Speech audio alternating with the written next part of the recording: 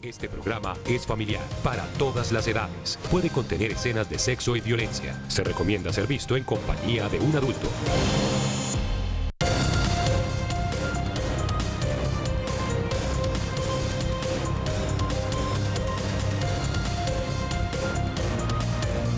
Aquí comienza Red Más Noticias.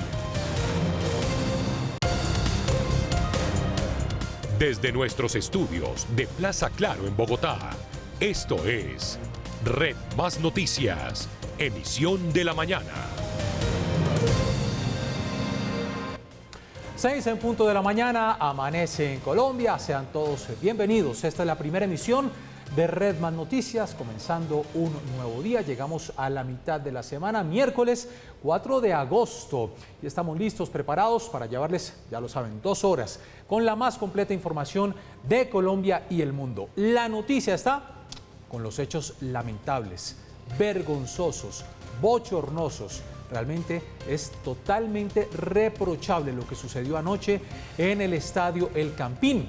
Se volvía a los estadios con aforo, con todas las medidas de bioseguridad, pero lastimosamente no dimos ejemplo. Enfrentamiento entre las barras bravas de Atlético Nacional, de Independiente Santa Fe. Dicen, lo que se vio en los videos es que las barras bravas del Atlético Nacional se pasaron a otra de las tribunas, allí hubo enfrentamientos, invadieron la cancha. En el intermedio del partido tenemos hasta el momento un saldo de 2 hinchas lesionados, 3 detenidos, 4 policías que resultaron heridos. Repetimos, somos vergüenza en el mundo por estos hechos que se dieron anoche. La alcaldesa Claudia López, que hizo presencia en el estadio, ella es hincha de Independiente Santa Fe, también hizo fuertes declaraciones luego de lo sucedido anoche a través de un video. Dijo que por el momento queda suspendido el ingreso del público a los estadios y ha convocado a una reunión 10 de la mañana, Di Mayor, con la Alcaldía Mayor, a ver qué solución y qué decisiones se van a tomar. Recordemos que estaban programados varios partidos, inclusive este fin de semana, el clásico Millonarios Santa Fe. ¿Qué va a pasar? Estamos entonces a la espera. Por el momento no va a haber público en los estadios. Sin duda, una noticia que dará de qué hablar a lo largo del día. Y a las 6 de la mañana, 2 minutos, otra noticia, en esta oportunidad con los Olímpicos. El Comité Olímpico Colombiano ha interpuesto una demanda ante el Tribunal de Arbitramiento Deportivo, el CAS, por la pelea entre Juvergen Martínez y el japonés Tanaka. ¿Qué están pidiendo? Declarar a Martínez ganador, o que se declare nula la pelea, o que se repita, o que Juvergen sea finalista, si es que el japonés Tanaka, por las condiciones en las que quedó luego de este combate, no puede salir a pelear. Vamos a ver, vamos a tener noticias sobre esto hacia las 10 de la mañana. Muchas informaciones deportivas, unas positivas y desafortunadamente otras no tanto. 6 de la mañana, 3 minutos, nos vamos con los titulares. La violencia sigue tomándose el fútbol. El día que regresaron los aficionados al estadio El Campín, 2 hinchas resultaron heridos y 4 policías más lesionados. El hincha de Santa Fe brutalmente golpeado fue trasladado a un hospital y está fuera de peligro. La alcaldesa de Bogotá suspende el ingreso de público a los estadios y se convoca para hoy, a las 10 de la mañana, a directivos de la DIMAYOR para buscar las más severas sanciones por estos hechos inaceptables. Graves denuncias de Defensoría del Pueblo sobre tratos a exmilitares colombianos detenidos en Haití. El gobierno de Colombia entrega cronograma de llegadas de vacunas anti-COVID. Se estima que a finales de agosto sean cerca de 7.800.000 dosis las que lleguen. Alerta de la Organización de Naciones Unidas para la Alimentación. Pide extremar medidas ante primer caso de peste porcina africana en América. Colombia se prepara y adopta medidas para evitar que llegue al país. Vacunación obligatoria contra el COVID-19 en Nueva York para ir a restaurantes, bares y conciertos. En 2 horas inicia la audiencia tras la demanda del Comité Olímpico Colombiano por la polémica decisión de los jueces en el combate entre el japonés Tanaka y el colombiano Juvergen. Regresaron los festivales musicales al aire libre. Uno de los primeros en confirmar su retorno es el Magdalena Fest, la tradicional muestra cultural a las orillas del río Magdalena.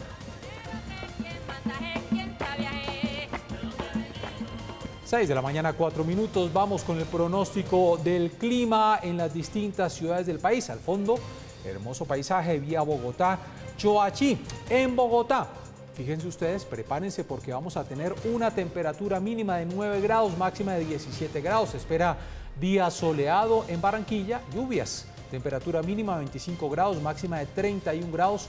En Medellín también tendremos el día lluvioso con una temperatura mínima de 14 grados, una temperatura máxima de 28 grados. En Cali, temperatura mínima 17 grados, máxima de 28 grados. En Bucaramanga también día lluvioso, temperatura mínima 19 grados, una máxima de 27 grados.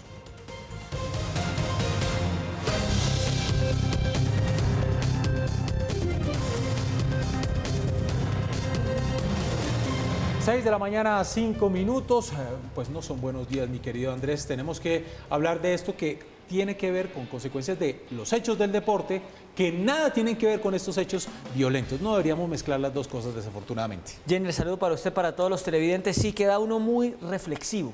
Pasaron más de 500 días. Sí. Y parece que a estos vándalos, porque así como es vándalo aquel que se pone una capucha y destruye el Transmilenio en una marcha porque se infiltra, es un vándalo que se pone una camiseta de algún color y se infiltra en el estadio para hacer el mal. Esto no tiene nada que ver con los hinchas del fútbol, sino es una degeneración social que se está reflejando en un escenario. Puede pasar en un concierto, puede pasar en cualquier parte donde no exista el control necesario. Otra cosa, me parece muy triste que hayan seguido con el partido como si nada. Óigame, eso es realmente impresionante. Nadie está hablando ni siquiera de cómo quedó el partido, pero realmente que se tome la decisión después de todo lo sucedido de continuar el partido. Por Dios, ante todo, mire, estamos ante un enfrentamiento gravísimo. La invasión del campo de juego, los hechos de verdad con sevicia. Usted vio las imágenes que se vieron en redes sociales de cómo se golpeaban unos a otros. Gracias a Dios está fuera de peligro el hincha de Santa Fe que fue golpeado. Pero realmente reprochable desde todo punto de vista. Lo más grave es, aquí están, pues, ahí están las imágenes. Están bajo la censura, por supuesto, de nuestro criterio periodístico, pero así fue una agresión de ese nivel que dejan de golpearlo porque creen que lo mataron. No. Mire, la situación es que los aficionados que estaban viendo el partido de Santa Fe en la tribuna familiar estaban tranquilos. Y los de Nacional, con niños, y los que estaban vestidos de verde, que se metieron al estadio, agredieron a esa tribuna cuando no hay nada que ver. Invadieron esa tribuna. Después, los hinchas de Santa Fe, que estaban al otro lado, de la otra barra extrema, pues atravesaron el campo tratando de proteger a los otros hinchas de Santa Fe que estaban viendo el partido, los que sí eran hinchas, los que estaban allí con sus familias, poniendo en riesgo a niños, alejando a las familias del estadio. ¿Usted cree que alguna de las personas que estaba en la tribuna familiar viendo el partido de Santa Fe, así se reabran de nuevo los accesos, va a ir? Sí, es realmente preocupante. ¿Y qué dice la gente del fútbol? No, sigamos el partido. Y hoy el problema es de la policía. Sí, muchos se están preguntando dónde están los cordones de seguridad. Jenner, si esto pasa en la organización de un concierto, ¿qué le ocurre al empresario? Claro, por supuesto. Ahí está. ¿Le cierran la empresa? Sí, ahí está el debate. Por ahora nos quedamos entonces sin público en los estadios, es lo que ha dicho la alcaldesa Claudia López, y hacia las 10 de la mañana tendremos reunión con la DIMAYOR para ver si se establecen sanciones y qué otras medidas se van a tener. Es realmente increíble. 6 de la mañana, 8 minutos. Paula Granados, usted se encuentra en las afueras del Estadio El Campín con todas las reacciones de este lamentable incidente, vergonzoso lo que sucedió anoche en este partido. Paula, buenos días. Hola Jenner, buenos días. No lo pudo calificar usted mejor, reprochable y vergonzoso lo que sucedió aquí en el Estadio El Campín. Esto no se puede calificar como otra cosa que una batalla campal. Lo que se dio aquí, en el que se vieron afectados muchos niños. Todo empezó cuando en el intermedio del partido, la tribuna oriental, donde se encontraban los hinchas de Nacional, se saltaron a la tribuna familiar que estaba en el costado norte del Estadio El Campín, que estaba destinada como tribuna familiar, donde no solamente había hinchas de Santa Fe con sus niños, sino también del Nacional con sus esposas, sus niños, sus abuelos. Antes de que todo esto terminara en una batalla campal en el campo de juego, estos hinchas arremetieron contra otros de Santa Fe, y es allí donde golpean a uno de ellos. De lo que se dice, pues fue una tortura innegable. Lo cogieron contra el piso en una de las sillas donde él estaba sentado y literalmente lo dejaron inconsciente. Pues todo esto sucedió ayer en la noche en ese enfrentamiento entre estos dos equipos, de lo cual se refirió el general Eliezer Camacho, comandante de la policía de Bogotá.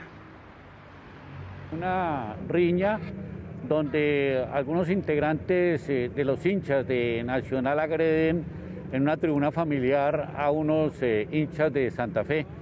De ahí posteriormente ya las tribunas tanto norte y sur que se encontraban ubicadas en sus diferentes lugares bajan a la gramilla y se agreden mutuamente. Ahí tenemos al momento reportados. Tenemos 2 ciudadanos lesionados, al parecer, y de acuerdo a lo que pudimos observar inclusive en videos, hay uno con un pronóstico reservado de parte de la unidad médica que ya le correspondería dar el parte. Tenemos 4 policías que fueron atendidos en el Hospital Central de la Policía Nacional. Jenner, hay un video que va a ser prueba irrefutable en todo esto, y es el video donde se ve a ese hincha del Nacional, casi que se podría decir rematando a ese hincha de Santa Fe. Las autoridades toman estos videos para hacerle seguimiento a este hombre, ya sea aquí en Bogotá o ya sea que el hombre se haya dirigido a su tierra natal, a Medellín. Logramos identificar 3 personas que fueron conducidas inicialmente hacia la Fiscalía General de la Nación con el fin de que se evalúen las pruebas, estos elementos probatorios para saber si hubo una participación directa de parte de estas 3 personas. También hay unos testigos que así mismo lo están señalando y vamos a seguir con la investigación acompañando a nuestra Fiscalía para poder determinar inicialmente qué otras personas pudieron haber participado en esta agresión. Jenner, y es que ha dicho la alcaldesa Claudia López que después de 1 año y 4 meses en los que se vivieron tantas situaciones en esta pandemia de la que debimos haber aprendido, al parecer esos hinchas que se encontraban ayer acá en el Estadio El Campín no aprendieron nada. La alcaldesa rechazó tajantemente todo lo que sucedió aquí. Lo que ha pasado hoy en el Estadio El Campín es inaceptable con Bogotá. Es inaceptable con nuestra ciudad y nuestro estadio y nuestra ciudadanía. No puede ser que después de 1 año y medio esperando este momento, organizando todo, preparándonos para volver a encontrarnos, para disfrutar de la cultura del deporte, esta sea la respuesta de unos hinchas violentos y desadaptados que deshonran a su hinchada, a su equipo y al fútbol. Hoy a las 10 de la mañana la alcaldesa Claudia López citará en el Palacio de Líbano a la DIMAYOR a una comisión de seguridad y convivencia de fútbol. Esto para tomar decisiones frente a estos hinchas, pero también para determinar si en los próximos partidos no podrán ingresar aquí al Estadio El Campín, pero más aún, si para los próximos partidos no se prestará este recinto. He citado a la DIMAYOR mañana a la comisión de seguridad y convivencia en el fútbol en Bogotá. La hinchada, los equipos y la DIMAYOR tienen que ser capaces de establecer las más severas sanciones por este tipo de actos inaceptables que rechazamos y condenamos. Y tercero, así no hay garantías de tener público en los estadios. Hinchadas, equipos y DIMAYOR son corresponsables de que podamos hacer esto bien. No de que esto termine siendo este espectáculo lamentable y grotesco de agresión y violencia de unos cuantos hinchas violentos y desadaptados contra el resto.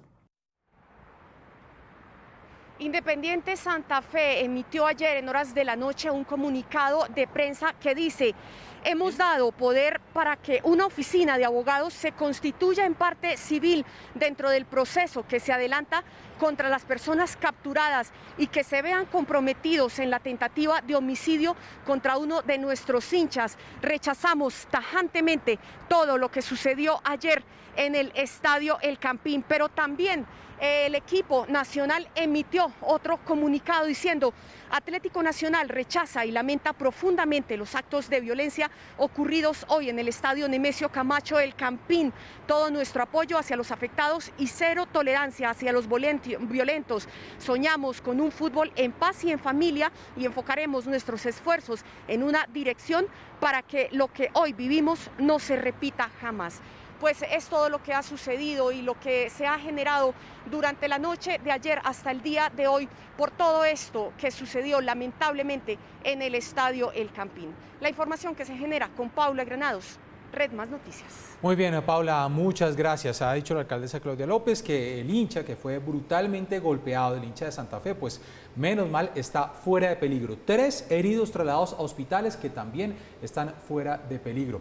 Andrés, entonces estamos a la expectativa. Reunión hacia las 10 de la mañana, ha convocado la alcaldía a la DIMAYOR. ¿Qué podría pasar en esta reunión? Bueno, hay 2 puntos. Uno, las medidas desde la entidad deportiva, es decir, cuántas fechas de sanción para Bogotá como plaza cuando Independiente Santa Fe sea local, sin público, más allá de lo que decida el distrito, por punto número 1.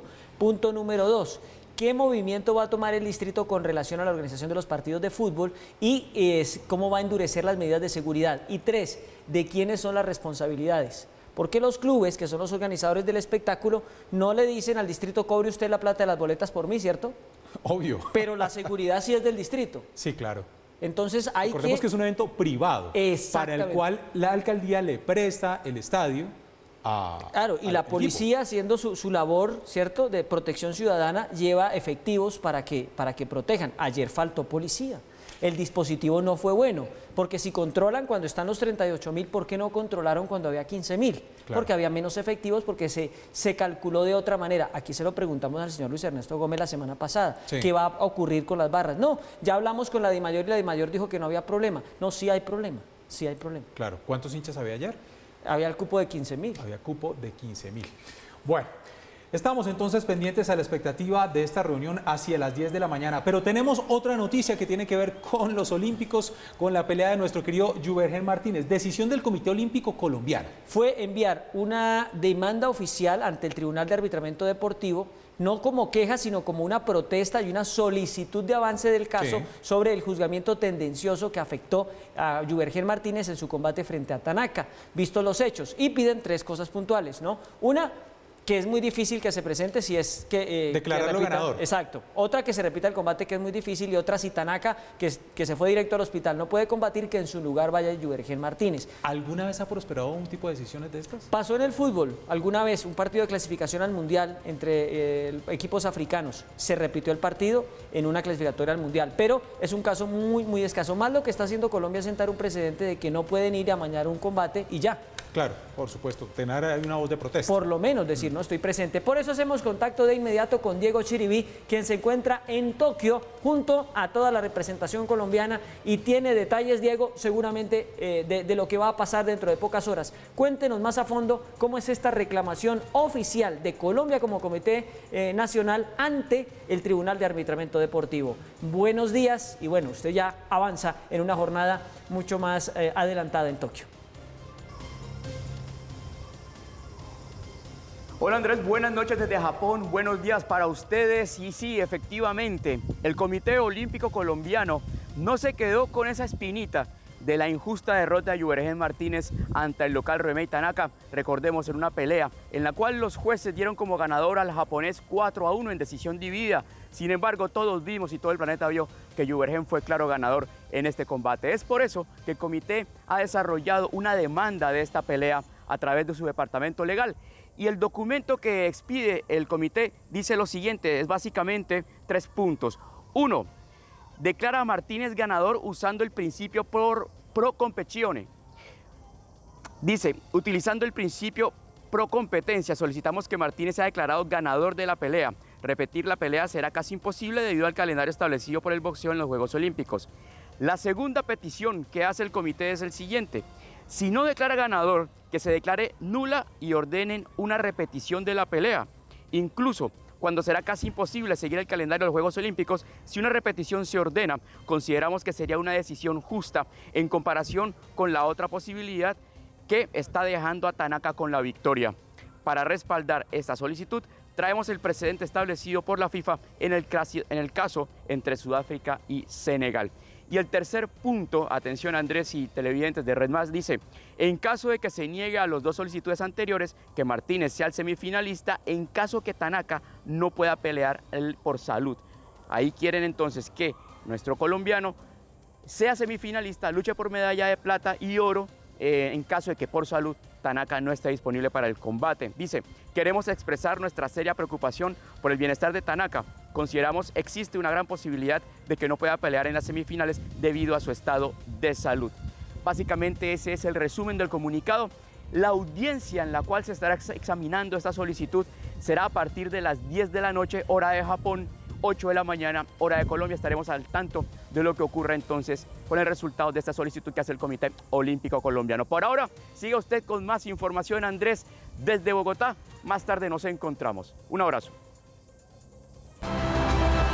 Vamos con todo el contenido, con toda la cobertura, con todos los deportes. Vamos con todo lo que quieres ver.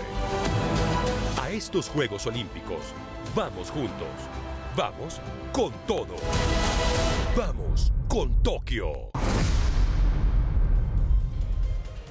6 de la mañana, 20 minutos, vamos con más informaciones en esta primera emisión de Red Más Noticias. Y es que crece la preocupación por los exmilitares que están implicados en el asesinato del presidente de Haití, Jovenel Moïse.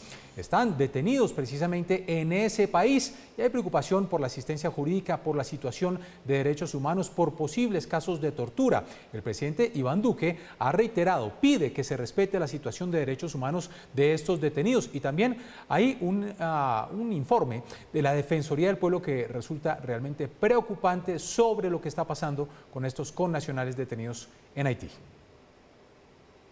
Con el informe presentado por la Defensoría del Pueblo, las condiciones de los exmilitares capturados por la presunta participación en el asesinato del presidente Jovenel Moïse merecen atención.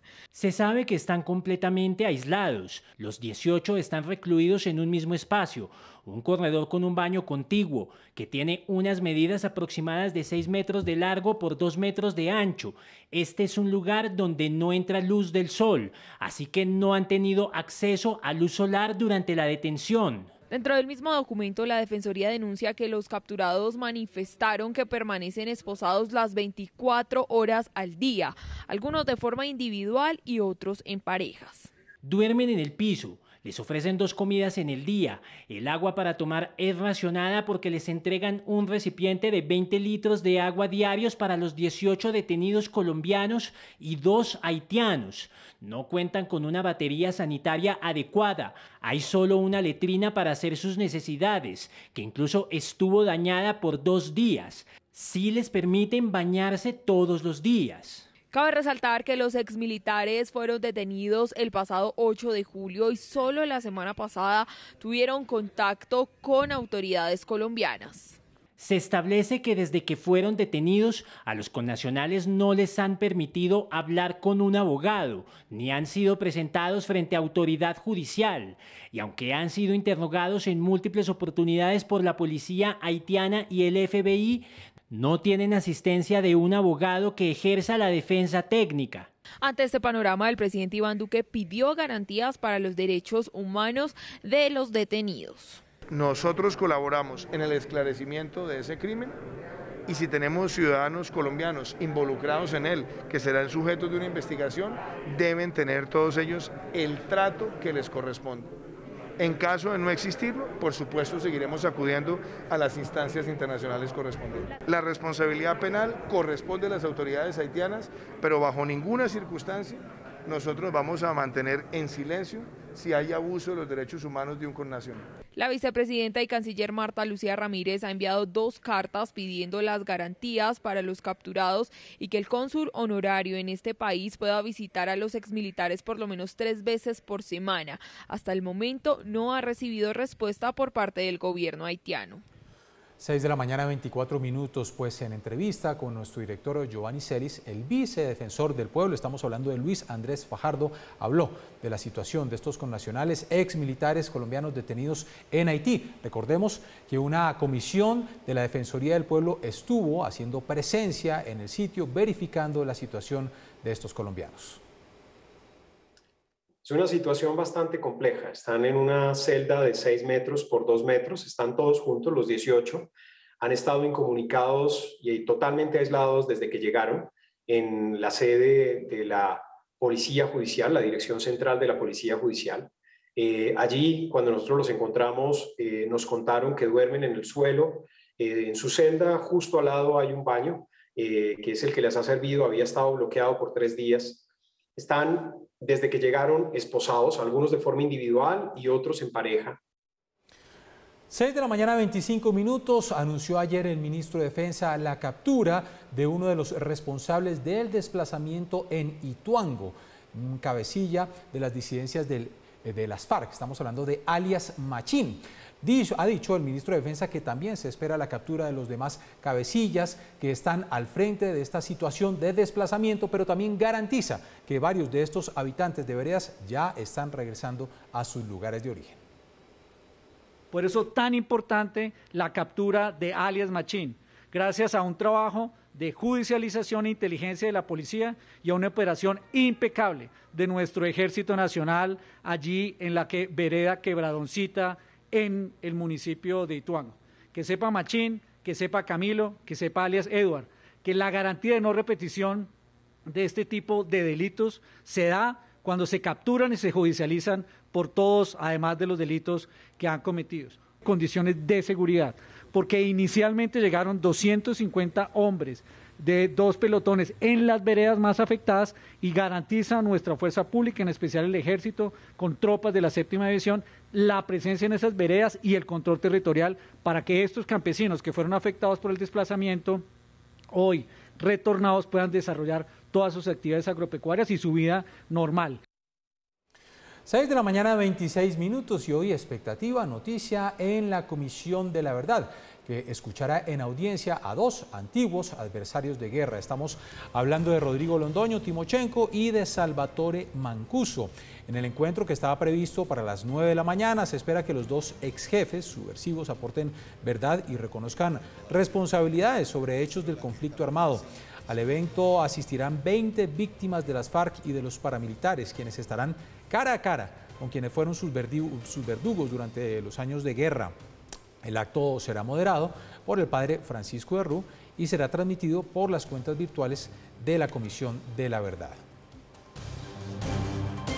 6 de la mañana, 27 minutos y el gobierno está a la espera del acto legislativo que revive las 16 curules de paz. El presidente Iván Duque se refirió al tema, pidió garantías para que estos escaños sean ocupados por las víctimas y no por los victimarios.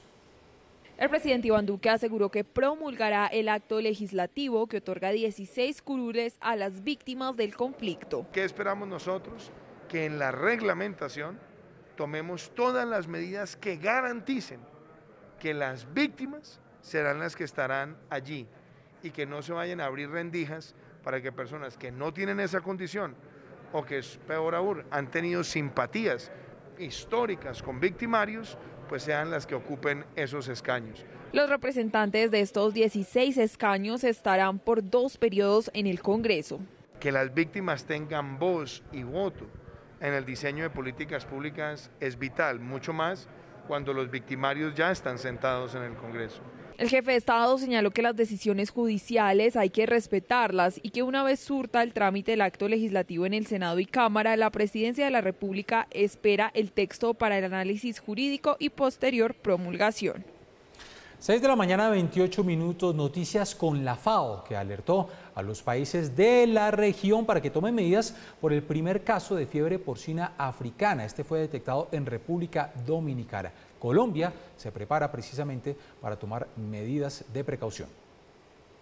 La Organización de las Naciones Unidas para la Alimentación alertó sobre la necesidad de retomar medidas de prevención ante la reciente detección del primer caso de peste porcina africana en la región. Se encontró el 28 de julio en República Dominicana. La FAO le pidió a los países de América reactivar y revisar sus planes de contingencia o de respuesta de emergencia con el objetivo de prevenir o controlar cualquier brote, ya que el riesgo es latente al encontrarse en un país de la región. El país se ha preparado para enfrentar este tipo de situaciones y el Instituto Colombiano Agropecuario, el Ministerio de Salud, PortColombia e INVIMA activaron los controles una vez se conoció el reporte del Departamento de Agricultura de Estados Unidos de la presencia de la peste. Nosotros en Colombia desde el año 2018 hemos establecido un trabajo en conjunto con PortColombia para aplicar medidas que ayuden al control y a la prevención de esta enfermedad que es exótica, o sea, que no está registrada en el territorio nacional. Las recomendaciones tienen que ver con reforzar los controles fronterizos para prevenir el movimiento de cerdos y productos porcinos,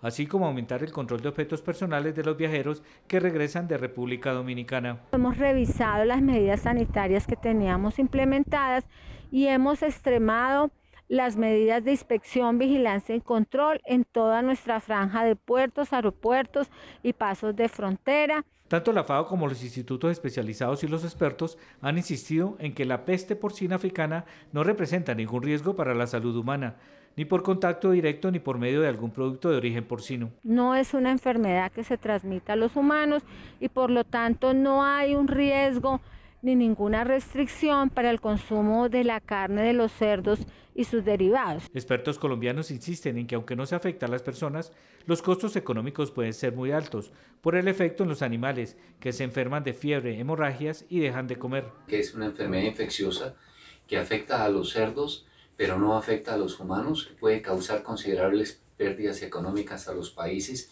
si llegara a ingresar. La FAO también recomienda que en caso de sospecha se debe limitar todos los cerdos a corrales o aislarlos. Esa directriz ya la impartió el ICA. Hemos generado una alerta para que también todo el personal del ICA y también los porcicultores notifiquen cualquier situación inusual en la sanidad de las explotaciones porcinas. El ICA hace parte del grupo de expertos que se constituyó en América para discutir y adoptar directrices y recomendaciones para la prevención de la enfermedad. Esta peste se encuentra en 50 países y afecta la seguridad alimentaria, los medios de subsistencia de la cadena de valor porcicultura y la biodiversidad por el impacto sobre la fauna silvestre. 6 de la mañana, 31 minutos, un particular fallo de la Sala Penal de la Corte Suprema de Justicia estableció que entre un sacerdote y un policía, aunque hubo noviazgo, no se conformó una unión marital de hecho. En el caso, aunque fue evaluado con perspectiva de género, no se demostró, dice la Corte, un proyecto de vida en común. Por vía de casación al alto tribunal llegó el proceso de un integrante de la Policía Nacional que pedía que se le reconocieran los derechos propios de la sociedad marital de hecho con un sacerdote, quien fuera su pareja hasta el año 2012 cuando falleció. El caso, que recorrió varias instancias, fue fallado favorablemente por un juzgado de familia. El juzgado segundo promiscuo de familia de Facatativá, después de escuchar las declaraciones y permitir la incorporación de varios documentos, reconoció la existencia de una unión marital de hecho entre los señores desde el año 2003 hasta el 15 de noviembre de 2012. En la apelación el tribunal revocó la decisión que favorecía al policía, señalando que las pruebas no eran suficientes más allá de su evidente interés para demostrar la unión marital de hecho. Con la vista puesta en que la residencia común no es necesaria para que exista comunidad de vida, pues por distintas razones puede estar justificada la separación física, recordó que en el proceso existen pruebas que demuestran la convivencia y otros que la niegan. Ya en la Corte el análisis fue más profundo. El alto tribunal abordó el caso con perspectiva de género y desde este punto de vista hizo su primer señalamiento al respecto, pues las pruebas aprobadas no fueron suficientes. Nuevamente escasean los detalles sobre las vivencias propias de una familia, tales como las dinámicas caseras, reuniones o eventos especiales, conflictos relevantes, forma de gestionar las diferencias, etc. En conclusión, la Corte señaló que en el caso, independientemente de la actividad laboral que desempeñaban, pruebas y testimonios aportados nunca lograron demostrar la existencia de una convivencia con efectos maritales. Nuevamente se muestra un vínculo amoroso, propio de un noviazgo, sin aportar en demostración de un proyecto colectivo connatural a la idea de familia. 6 de la mañana, 33 minutos. Propuestas que hace el senador y candidato a la presidencia Gustavo Petro. Dice que quienes actualmente están cotizando en fondos privados de pensiones no van a lograr una pensión. Por eso propone cambios que fortalezcan el sistema de pensiones público. En las últimas semanas, Gustavo Petro ha revelado algunas de sus propuestas económicas de campaña.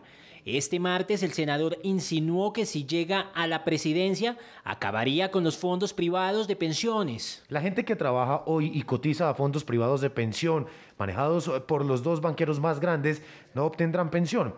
Los dineros de los cotizantes los invierten en los negocios de los banqueros. En ese sentido, el líder de la izquierda plantea que se fortalezca Colpensiones. Si el que cotiza paga con su dinero la pensión de otro a través del fondo pensional del país, se garantiza la pensión de todos los que trabajan. La liberación del Estado de transferirle a Colpensiones recursos anuales permitirá darle una pensión a 2 millones de personas más hoy. Para expertos, la propuesta de cerrar los fondos privados afectaría a los ciudadanos, pues el Estado necesitaría un mayor recaudo de impuestos. Si tenemos solo régimen de prima media, el que administra Colpensiones, es decir, el público, podemos tener unas pensiones muy costosas.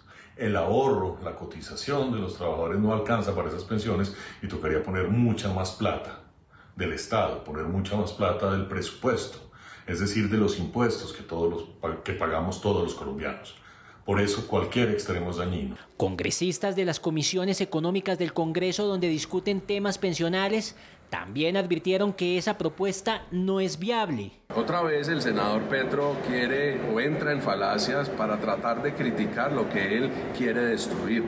Pretender que el Estado sea el que tenga todas las pensiones lo que va a causar es un retroceso en materia pensional.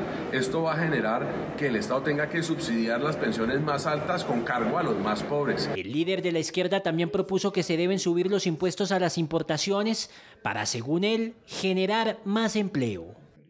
6 de la mañana, 35 minutos. Ahí está entonces la polémica propuesta del senador y candidato a la presidencia Gustavo Petro. A esta hora nos vamos con nuestro numeral del día, pues no podía ser otro el tema. Desafortunadamente, los hechos que sucedieron anoche en el Estadio El Campín, partido Santa Fe Nacional. Con todo lo que está sucediendo, después de una sequía de poder volver a los estadios, después de que se aprueban todos los pilotos para que esto efectivamente sea una realidad, con las familias que querían ir para disfrutar tranquilamente con sus hijos del fútbol, pero desafortunadamente con la presencia de estas barras bravas que empañan un acto que simplemente es un deporte, no es más, no tenemos por qué matarnos por un partido de fútbol. La propuesta para nuestro numeral el día de hoy: fútbol sin barras bravas es. Numeral: fútbol sin barras bravas es. Nos dicen por acá, La Gloria, nos dice John Martínez: el día que se castigue con severidad estos actos, cambiamos, mientras los consintamos seguiremos sufriendo las mismas situaciones. Anoche el partido se debió haber cancelado, efectivamente lo que dicen varios. También nos dice por acá, qué vergüenza, la ignorancia va a los estadios, así va este país. No más barras bravas, nos dice Mary Sopa. Muchas opiniones, los leemos en Twitter, en Facebook, en Instagram. Numeral: fútbol sin barras bravas es.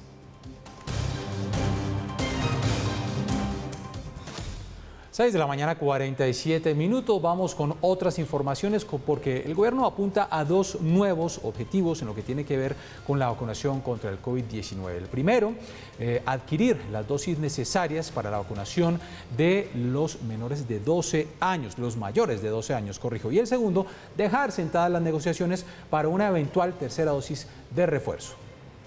Colombia alcanzó las 28.152.320 dosis aplicadas y 12.377.173 personas ya tienen su esquema de vacunación completo. Con estas cifras, el gobierno propuso una nueva meta. No olvidemos que cuando se diseñó el Plan Nacional de Vacunación, hablábamos de vacunar a 35 millones de colombianos, que equivalía a 62.5 millones de dosis. Entonces, en términos reales, estaremos llegando a la mitad de esa meta en el mes de agosto. Además, en este segundo semestre del año, según el presidente Iván Duque, hay dos objetivos para el plan de vacunación. No generar un incentivo perverso a que haya migración flotante buscando vacunas, porque en ese caso, por supuesto, pues no hay como dice la canción, cama para tanta gente.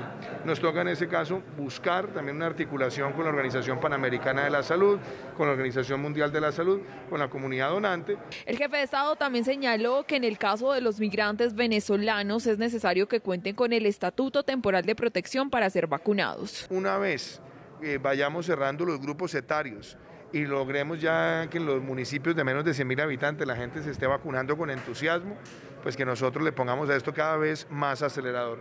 Surtida esta fase, nos quedan, por ejemplo, 2 temas pendientes. Uno, ya con la información científica, la vacunación de mayores de 12 años, que esperamos también tener eso resuelto y se harán las adquisiciones correspondientes. Y, por supuesto, de necesitarse refuerzos. De otro lado, el director del Departamento Administrativo de la Presidencia aseguró que avanzan en el pago de las vacunas a las IPS. Se han pagado cerca de 14.200 millones de pesos en términos de las dosis aplicadas. Hay 5.900 millones que se han rechazado porque las facturas tenían inconsistencias en términos de ruta, en que el volumen de las dosis que se estaban facturando no correspondían al número de dosis aplicadas, digamos que temas de refacturación. Finalmente resaltó que antes de octubre Colombia no contará con un pasaporte sanitario. 6 de la mañana, 50 minutos, y el gobierno nacional también anunció el cronograma, lo que van a ser la llegada de vacunas durante el mes de agosto. 7 millones de biológicos nuevos. Buena noticia esta, Lizeth Martínez, buenos días.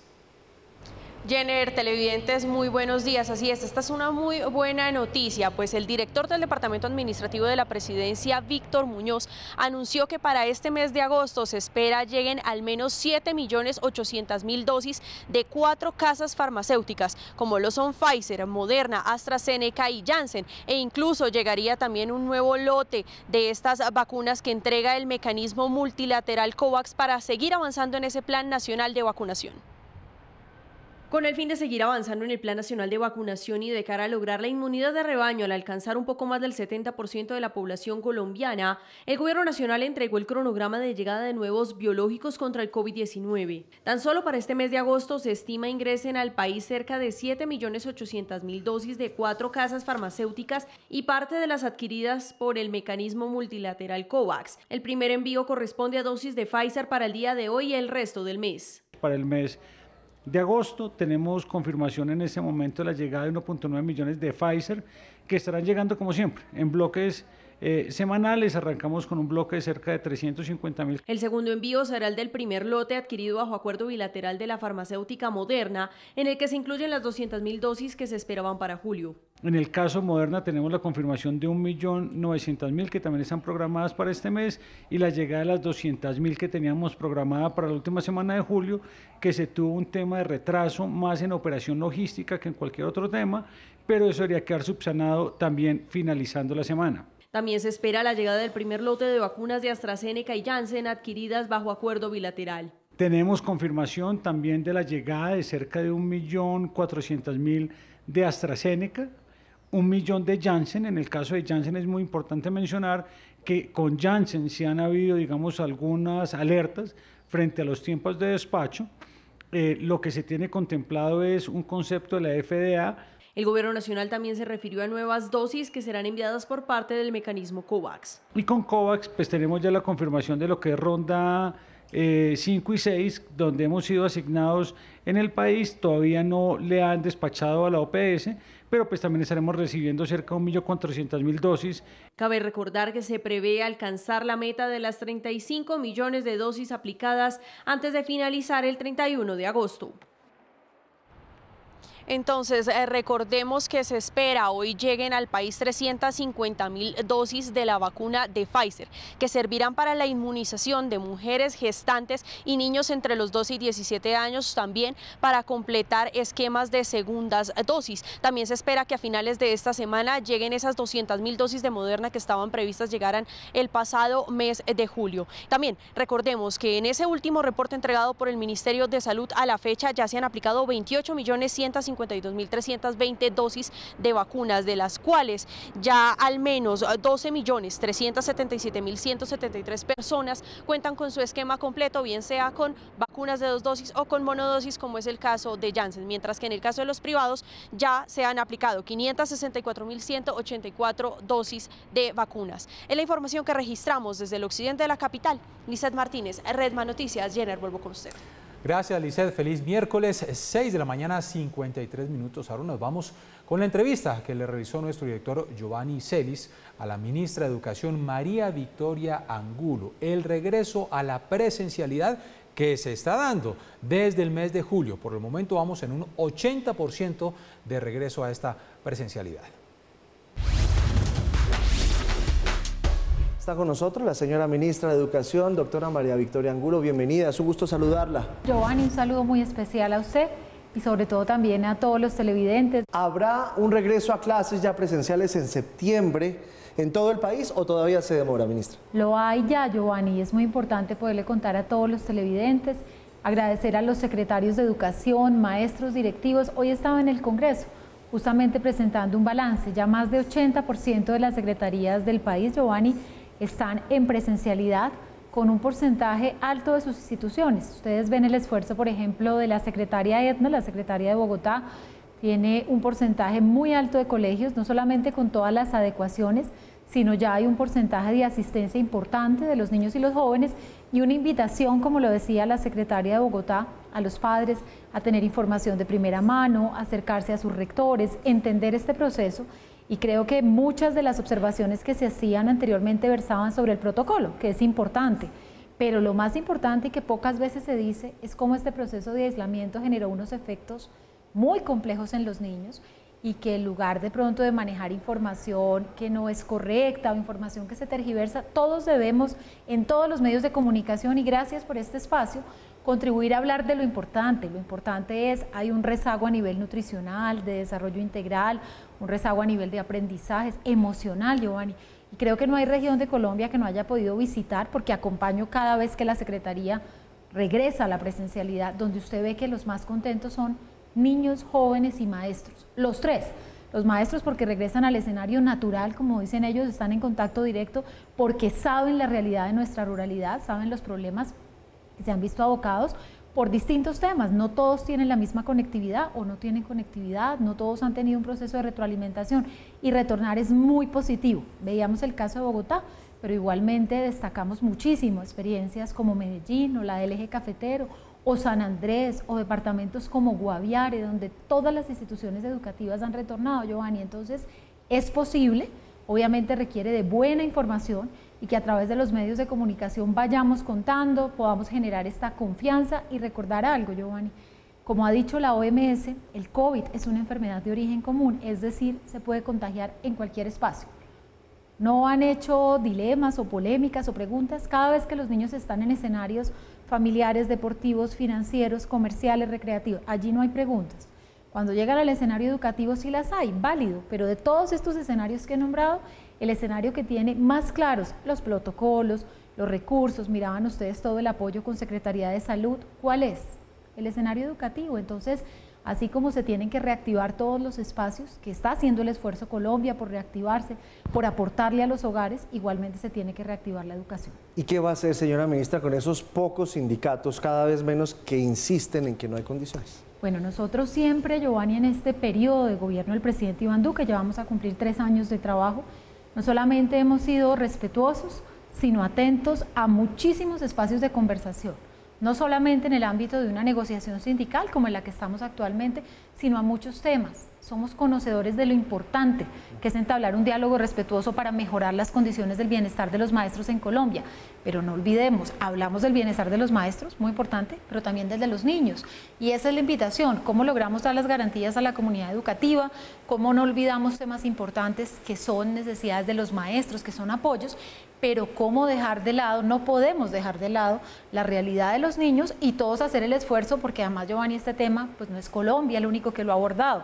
Están distintas experiencias a nivel internacional que muestran qué es lo adecuado y un llamado que vale la pena recordar en este medio de UNICEF, de UNESCO, de todos los expertos en educación, donde dice es prioridad de salud pública volver.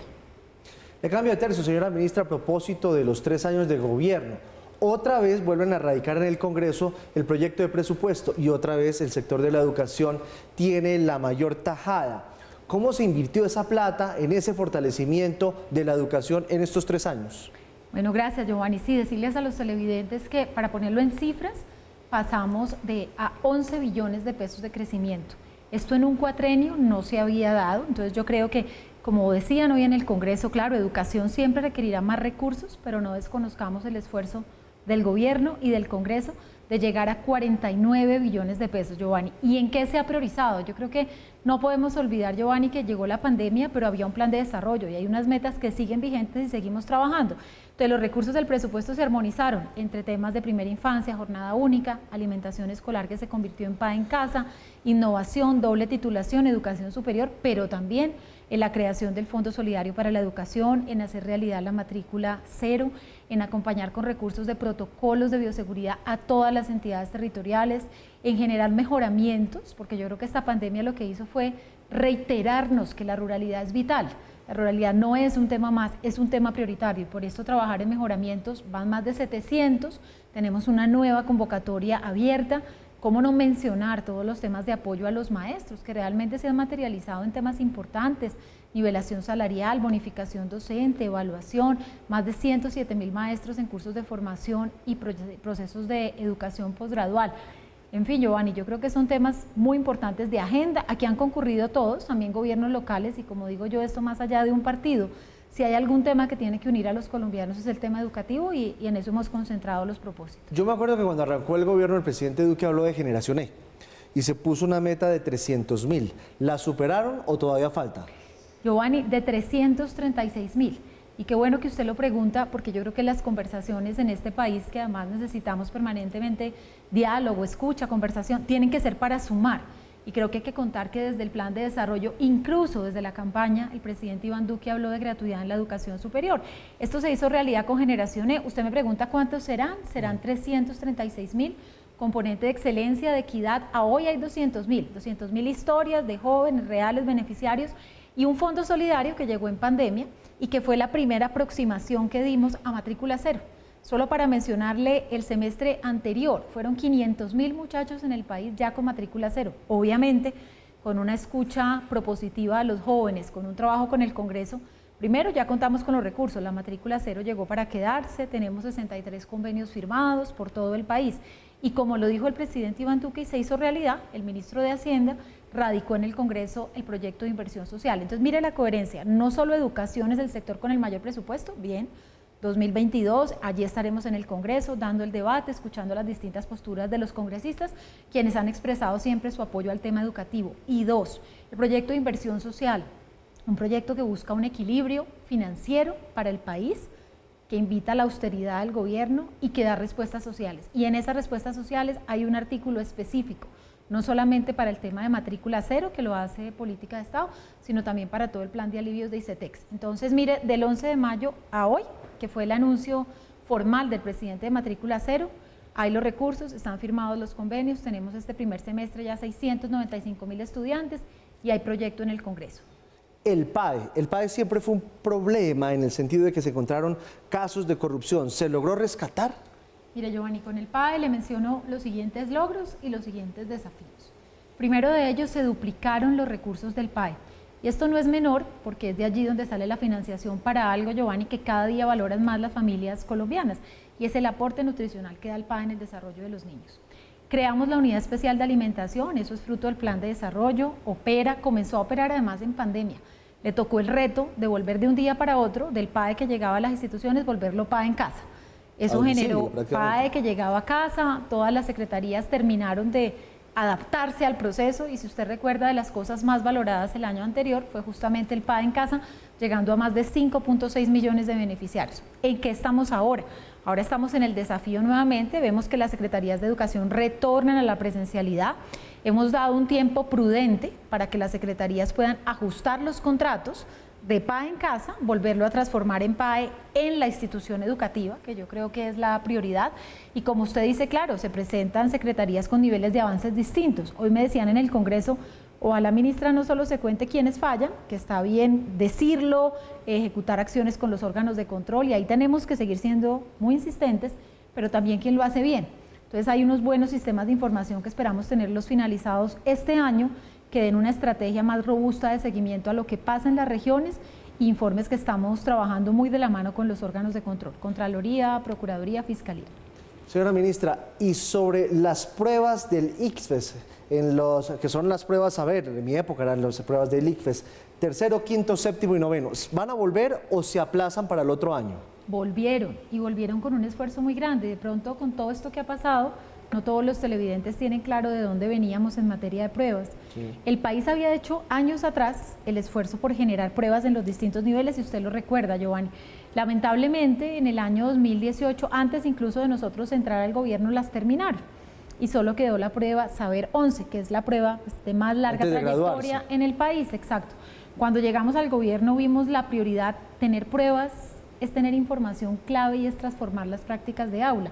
Entonces, por instrucción del presidente se decidió reactivar las pruebas, se rediseñaron, pero además no solamente en matemáticas y lenguajes, sino matemáticas, lenguajes, ciencias socioemocionales, un tema que por esa época era importante y hoy sí que es importante. Este diseño estuvo listo, se alcanzó a aplicar una primera prueba piloto antes de la pandemia, que era la idea para luego hacer pues la prueba en todo el país. Llegó la pandemia. Ustedes saben que no obstante hubo pandemia, el año pasado Colombia fue de los pocos países latinoamericanos que presentó el resto de sus evaluaciones. O sea que la mayoría de los países detuvo las evaluaciones, nosotros no.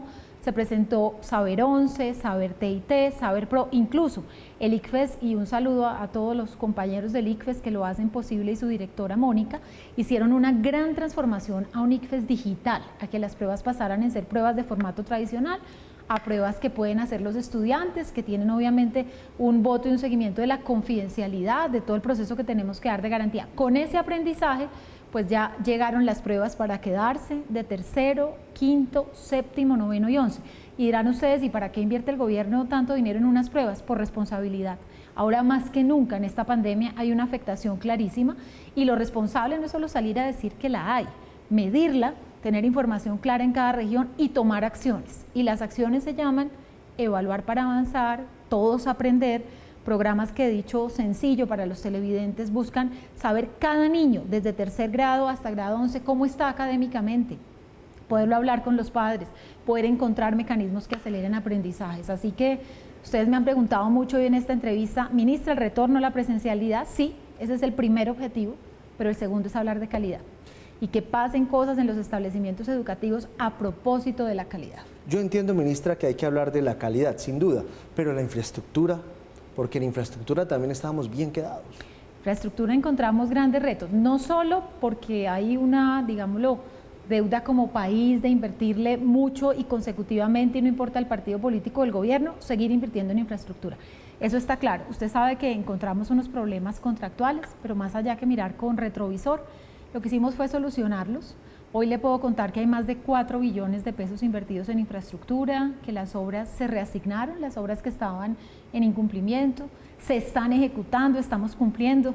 Hay personas que dicen que porque el ministerio publica todos los días avances en infraestructura, que si es que no hay foco en otros temas, y yo creo que lo que deja ver es que estamos trabajando en muchos temas, pero que logramos reactivar la infraestructura, y va para colegios nuevos y para mejoramientos. Y ahora, con ocasión de la pandemia, sí que sale a la luz la importancia de los mejoramientos rurales. Aquí le hablo de baterías sanitarias, de comedores escolares, de mejoramiento de aulas, y ahorita justamente salieron un primer resultado el viernes pasado de la convocatoria de mejoramientos rurales, pidiendo a todas las entidades, tengo que decir que los gobernadores y alcaldes fueron muy juiciosos, postularon muchísimos predios para que completen información y seguir el proceso de evaluación. Esperamos en septiembre dar resultados importantes de un programa completo de mejoramientos rurales que va a ir más allá de una sola vigencia, o sea, va a permitir un trabajo sistemático de mejoramiento rural.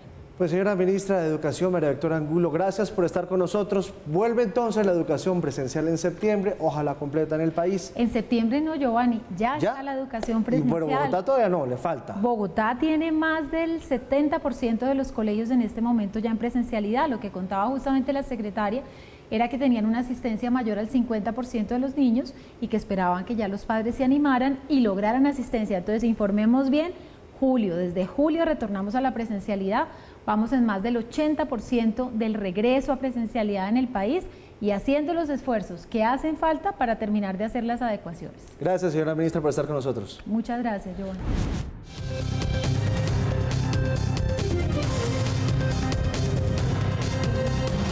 7 de la mañana, 11 minutos, regiones de nuestro país, como siempre, con Michael Buitrago. Hola, Michael, feliz miércoles. Un feliz miércoles, aunque obviamente estamos de luto de lo que ha pasado por el fútbol en la capital del país. Esperemos que las autoridades encuentren a estos delincuentes, como ya se les ha señalado. A propósito, se pronunció el alcalde Jorge Iván Ospina, dice que no va a prohibir el ingreso del público, que va a sostener reuniones para que todo se adelante en paz en los partidos venideros en la capital del Valle del Cauca. Por ahora iniciamos en Medellín, incentivos para la vacunación. Incentivos, los diferentes empresarios de entretenimiento nocturno y la alcaldía de Medellín van a llevar a cabo iniciativas para tratar de incentivar y aumentar el número de vacunados en la capital del departamento de Antioquia.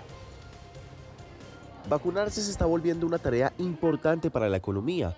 Por eso el sector del entretenimiento presentó un plan con las autoridades departamentales para que mientras se está de fiesta, las personas, en especial los más jóvenes, se puedan vacunar.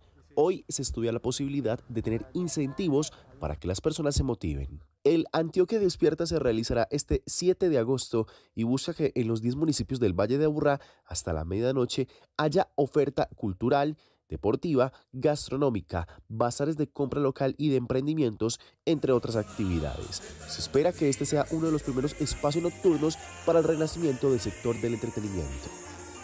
Cerca de 80 ediles en la ciudad de Cali están denunciando que están recibiendo desde hace varios días amenazas por parte de delincuentes.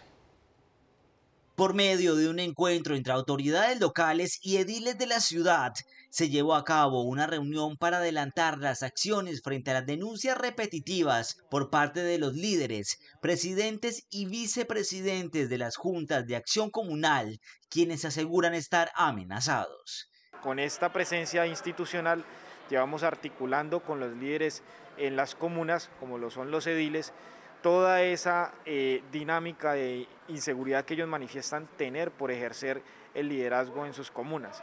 Ellos han manifestado que alrededor de 80 personas, 80 ediles de la comunidad caleña están siendo amenazados y requieren de un estudio y una caracterización para poder determinar cuál es el grado de afectación o el grado de riesgo que tienen cada uno de ellos. Jeffrey Lorena Lerma, líder ciudadana, indicó que por vigilar y controlar aquellos recursos que brinda el Estado para la comunidad para llevar a cabo las labores sociales ha sido una de las razones por la que se han recibido las amenazas. Algunos casos muy complejos sobre su ejercicio de sus funciones, casos de atentados y que han abusado pues con la integridad de ellos mismos. Las principales peticiones realizadas durante el encuentro fue mayor seguridad para salvaguardar la integridad de cada uno de los ediles amenazados y así garantizar que se siga realizando la labor ciudadana en las 22 comunas de la capital vallecaucana. Uniformados de la policía en la ciudad de Barranquilla frustraron un intento de robo a un domiciliario. Uno de los presuntos asaltantes resultó herido. Los hechos se registraron la tarde del martes en el norte de Barranquilla, cuando dos hombres en moto interceptaron al mensajero, quien resultó herido en medio del forcejeo con los presuntos delincuentes. Estos presuntos delincuentes intimidaron con arma de fuego a su víctima y posteriormente le dispararon para arrebatarle el bolso en el que llevaba el dinero y otras pertenencias. Uniformados de la policía, que fueron alertados por los vecinos del sector, se enfrentaron a tiros con los presuntos delincuentes y los capturaron. Uno de ellos disparó contra los uniformados, quienes respondieron con su arma de dotación, impactándolo en una pierna.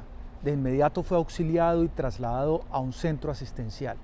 El mensajero, que resultó herido, fue trasladado a un centro asistencial. A los capturados les fue incautado un revólver, una motocicleta y se recuperaron los elementos hurtados. Delegados del gobierno de Guatemala visitaron la ciudad de Cartagena y el astillero Cotecmar para tratar de establecer acuerdos para presentar alguna defensa en este país centroamericano. Miembros del gobierno de Guatemala visitaron el astillero de Cotecmar en Cartagena. La visita hace parte de la agenda de presentación de productos y servicios de las entidades del Grupo Social y Empresarial de la Defensa y el Bienestar en el marco de los acuerdos comerciales entre estas dos naciones, lo que incluye la venta de productos o servicios para la defensa del país centroamericano. Estamos con la delegación de Guatemala, 3 viceministros, un almirante y un general, fortaleciendo la relación binacional que nos permitirá generar un proceso importante en contra del crimen transnacional que tanto afecta a ambos países. Esta reunión entre los representantes guatemaltecos y colombianos es la antesala de lo que será el encuentro binacional que sostendrán el 11 de agosto los presidentes de Guatemala y Colombia. En el año 2019, 2 de las 18 empresas del sector defensa colombiano, Indumil y Cotecmar, cerraron transacciones comerciales por un monto cercano a los 21 millones de dólares. Así se siente tu cabeza con esos fuertes dolores como la migraña. Y así de rápido se eliminan con Ibuflash Migran. Ibuflash, alivio potente para tu cabeza en un flash. NK, medicamentos totalmente confiables.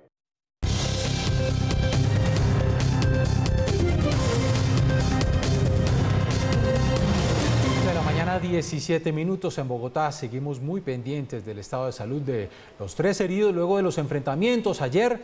Vergonzosos, totalmente reprochables. Rechazamos estos actos violentos en el fútbol. Bueno, todo tipo de acto violento lo rechazamos. Estos 3 jóvenes que resultaron heridos están hospitalizados en la clínica Mederi. Muy pendientes de su estado de salud. Paula, buenos días, nuevamente con usted. Jenner, los saludo nuevamente, esta vez desde la entrada de urgencias de la clínica Mederi, porque ayer sobre las 11:30 de la noche ingresaron por aquí los 3 jóvenes que resultaron heridos después de la gresca que se presentó en el estadio El Campín.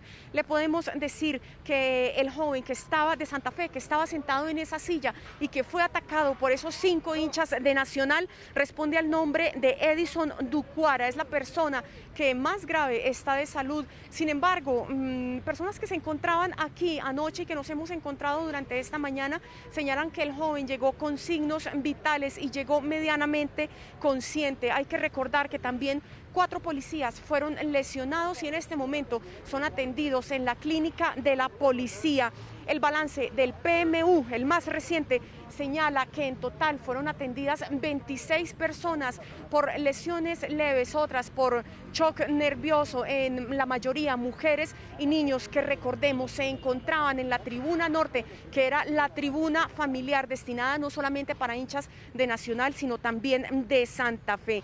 3 personas en total fueron conducidas a la URI. La información que se presenta aquí desde el centro de Bogotá. Paula Granados, Red Más Noticias.